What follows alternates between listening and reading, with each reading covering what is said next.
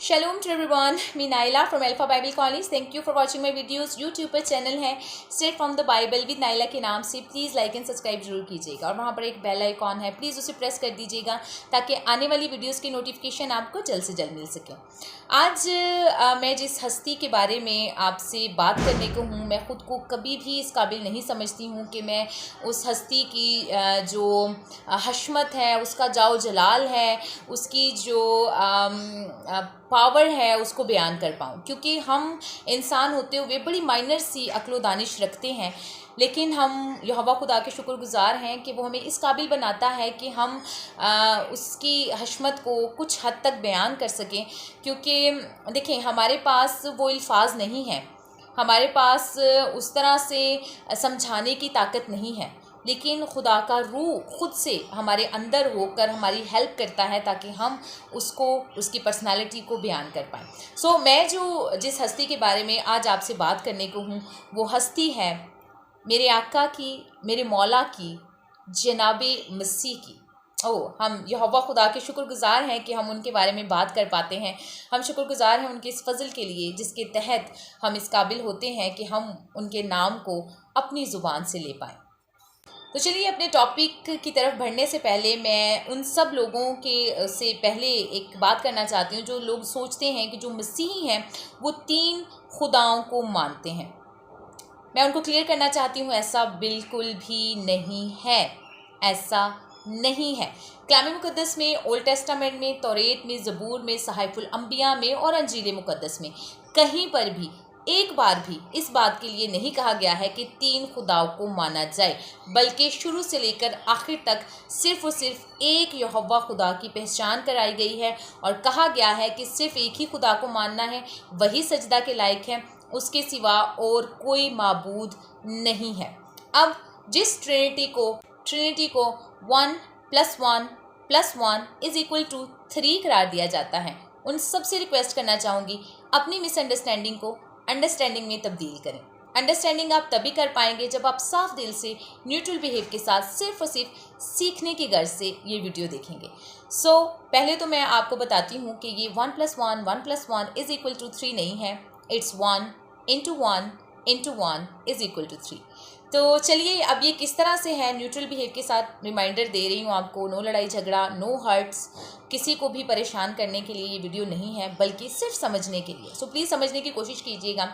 तो हम चलते हैं, एक छोटी सी स्टोरी से स्टार्ट करेंगे। स्टोरी कुछ इस तरह से है, आप सब ने कहानियों में पढ़ा होगा या कुछ वीडियोज़ में देखा होगा कि पहले ज़माना में जो बादशाह होते थे वो जब अपनी रियाया को देखना चाहते थे, उनकी प्रॉब्लम्स को, या वो मुझसे खुश हैं या नहीं हैं, तो वे काम किया करते थे। करते क्या थे कि वो अपने भेस को बदलते थे, मतलब अपनी चेयर से उठ जाते थे, तख्त से उठते थे, ताज को उतारते थे और एक आम से शख्स का, जो भी उनकी रियाया में जिस तरह की ड्रेसिंग होती थी और जिस तरह से लोग रहते थे, उस तरह का भेस धारते थे और वो चले जाते थे अपनी रियाया के अंदर। अब जब वो अपनी रियाया के अंदर जाते थे, डेफिनेटली रियाया को तो नहीं पता कि ये वो बादशाह हैं।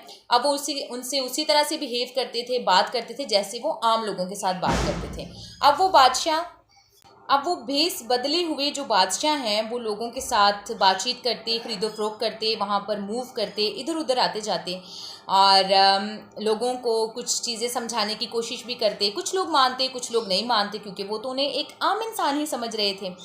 अब बादशाह सलामत जो भेस बदल कर आए हुए हैं वो तमाम चीज़ों को ऑब्ज़र्व करते और फिर जब अपने क्या कहते हैं, महल में वापस जाते और अपनी सीट पर जाके दोबारा से बैठते और वो ताज पहनते, तो फिर वो कुछ रूल्स रेगुलेशंस चेंज करते।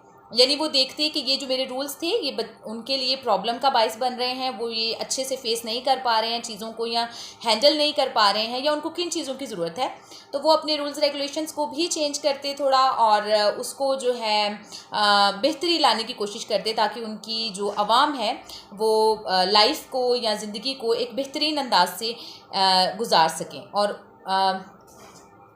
इन सिंपल वर्ड्स उनकी प्रॉब्लम्स को समझते और ना सिर्फ समझते बल्कि उसको सॉल्व करने की कोशिश भी करते। तो क्या जब बादशाह सलामत एक आम इंसान के भेस में आवाम के अंदर आते हैं, क्या उनकी पर्सनालिटी चेंज हो जाती हैं, उनकी पोजीशन चेंज हो जाती है, या फिर उनकी जो एक मुकाम था जहाँ जो उनके पास राइट्स हैं, अथॉरिटीज़ हैं, उनमें चेंज, तो क्या उनकी अथॉरिटी और उनकी पर्सनालिटी चेंज हो गई? बिल्कुल नहीं, बल्कि वो सेम पावर्स रखते हैं, वो सेम पोजीशन रखते हैं और वो उसी पोजीशन के साथ इस दुनिया में और अवाम के दरमियान अपना भेस बदल कर आए। उन्होंने समझा, देखा और फिर जाकर अपनी सीट पर वैसे ही बैठ गए। यही कलाम मुक़द्दस में जनाब मसीह के बारे में कहा जाता है और प्रूफ के साथ है कि इब्तिदा में कलाम था, कलाम खुदा के साथ था और कलाम ही खुदा था। ये पर्सनालिटी है जनाब मसीह की। No trinity, trinity in your means, जो भी इसको मिसअंडरस्टैंड करते हैं, ट्रिनिटी तीन खुदाओं की नहीं है। ये trinity 1 into 1 into 1 is equal to 3 की है। चलिए और आसान करती हूँ आपके लिए, एक और एग्जांपल लेते हैं। अगर आप मुझसे पूछेंगे कि मैं कौन हूँ, तो दो तरह के आंसर कर सकते हैं। एक होता है what I am, second thing is who I am. What I am means it's related to being, like human being. It's about whatness, means अगर आप मुझसे पूछते हैं व्हाट आई एम, तो मेरा आंसर क्या होना चाहिए? व्हाट आई एम का आंसर क्या होगा? Definitely human being. I am not an insect, I am not a bird, I am not a plant, I am not an animal, लेकिन मैं एक ह्यूमन बीइंग हूँ। बट अगर आप मुझसे पूछते हैं हु एम आई, मैं हूँ कौन, तो मैं नाइला हूँ। मेरा नाम नाइला है। मीन्स व्हाटनेस में और हु एम आई में फ़र्क है। इसी तरह से कलाम मुक़द्दस के मुताबिक जो बीइंग है वो ओवरऑल खुदा है, यहोवा खुदा है। अब आप जब आप उनसे इंडिविजुअली देखते हैं यहोवा खुदा की पर्सनैलिटी में हु एम आई, तो कलाम मुक़द्दस में लिखा है मैं जो हूँ सो हूँ। मीन्स हम अपनी हिकमत और दानिश से उसकी इस पर्सनालिटी को समझ नहीं पाते हैं। हाँ, हु एम आई आप पूछेंगे तो वो बाप, बेटा और रूल कुदस की सूरत में 1 into 1 into 1 is equal to 3 है। बट बीइंग की सूरत में आप पूछेंगे या समझने की कोशिश करेंगे तो वो यहोवा खुदा ही है, जो एक है, एक है, एक है, एक है और उसके सिवा और कोई माबूद नहीं। सुन इस्राएल, खुदावंद तेरा खुदा एक ही खुदावंद है और उसके सिवा और कोई माबूद नहीं, कोई इबादत के लायक नहीं। 10 अहकामात जो बुज़ुर्ग मूसा की शरीयत में उनको दिए गए हैं, उनमें से पहले 4 हुक्म सिर्फ इसी बात पे हैं, एक ही खुदा है, कोई तराशी हुई मूरत नहीं, कोई बेटा नहीं, कोई बेटी नहीं जिस्मानी सूरत पर, कोई भी यहोवा खुदा की कोई बीवी नहीं, कोई बच्चे नहीं, कोई शादी, ऐसा कोई कॉन्सेप्ट नहीं है। प्लीज़ अपनी ये मिसअंडरस्टैंडिंग्स दूर करें। कलाम मुक़द्दस के मुताबिक कोई 3 खुदा नहीं है। खुदा अपनी पर्सनैलिटी में एक ही है। फॉर एग्जाम्पल, अगर आप कहते हैं कि खुदा हमेशा हमारे साथ है, आप कहते हैं मैं क्लासरूम में बैठी हूँ, खुदा मेरे साथ है, वो ओमनी प्रेजेंट है, दैट्स स्पिरिट।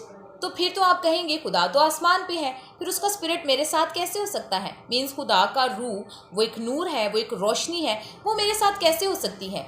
तो क्या ये आप उसमें शराकत नहीं लाते?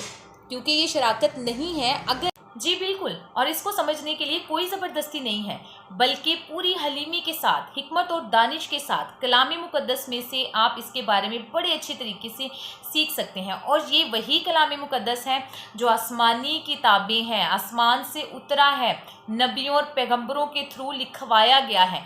कोई भी ऐसी किताब आसमान से रिटन फॉर्म पे नहीं आई है, बल्कि हर एक सहाइफ वही नबियों पैगंबरों पर नाजिल होती और वो इसको रिटन फॉर्म में लेकर आते थे। तो यही सहाइफ अंबिया हैं कलाम मुक़द्दस में, तौरेत, ज़बूर, अंजील मुक़द्दस, और यही हमें समझाते हैं कि वही नूर जो आसमानों पर रहता है और बेशक एक ही है और उसके सिवा और कोई नहीं है, वही नूर, वही रूह आपके साथ भी है।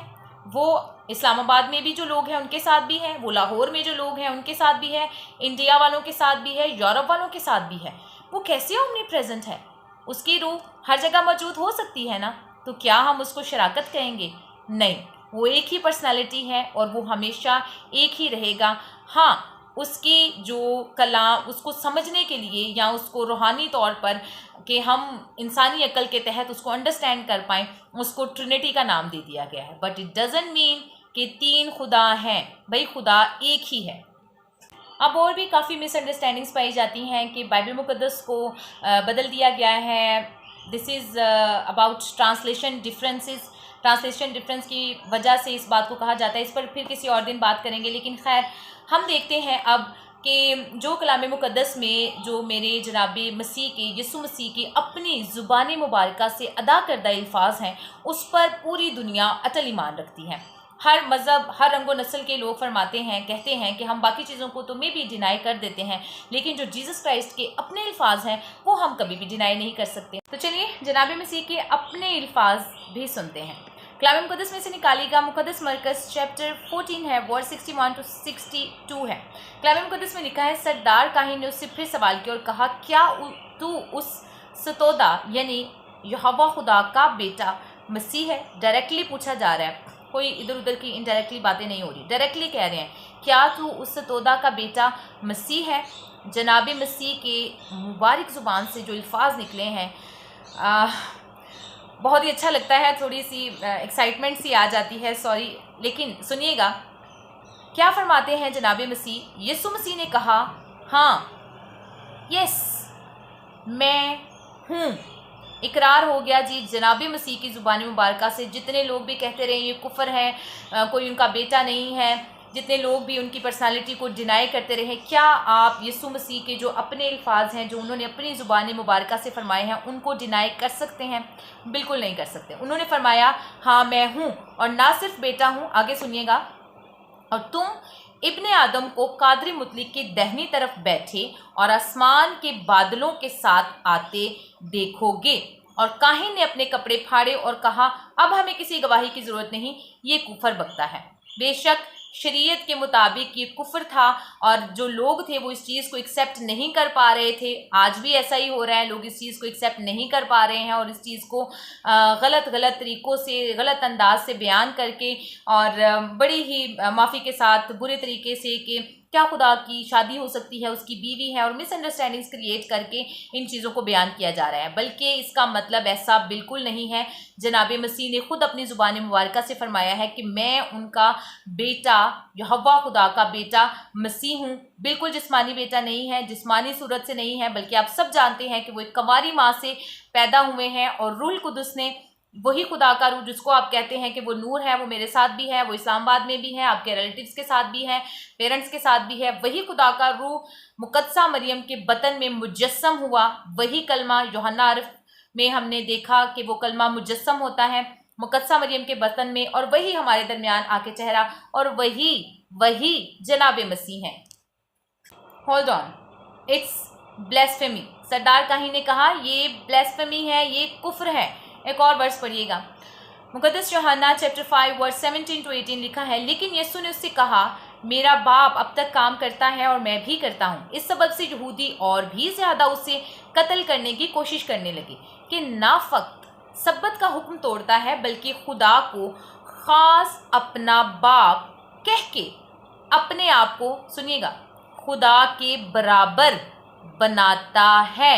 ब्लेस्फेमी, यही इल्ज़ामात लगे थे, यही इल्ज़ामात लगाए गए थे जनाब मसीह पर कि वो खुद को खुदा के बराबर ठहराता है। अब देखें किस तरह से, अगर आप किसी बच्चे को देखते हैं और उसके फीचर्स या उसकी हरकतें या उसके अमाल देखकर आप कहते हैं ये बिल्कुल अपने बाप पे गया है, मीन्स इसके जो हरकतें हैं, इसके जो काम हैं वो अपने फादर जैसे हैं, एकदम से पहचान जाते हैं कि ये उसका बेटा है। अब मैं आपको बताने लगी हूँ कि जीसस क्राइस्ट की ज़िंदगी में ऐसी कौन कौन सी चीज़ें पाई गई, क्या क्या चीज़ें थी उनकी लाइफ में, उनके अमाल में, जिनसे आप इस चीज़ को क्या कहते हैं, प्रूफ के साथ जान पाएंगे कि ये चीज़ें तो सिर्फ खुदा में होनी चाहिए, या खुदा में होती हैं।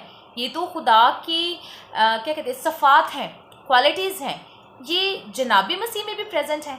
सो वो कौन कौन सी क्वालिटीज़ हैं जो सिर्फ़ और सिर्फ खुदा में होनी चाहिए या खुदा में होती हैं, तो वो जनाब मसीह में भी पाई गई और पाई जाती हैं, और किस तरह से वो बाकी नबियों और पैगंबरों से डिफरेंट हैं।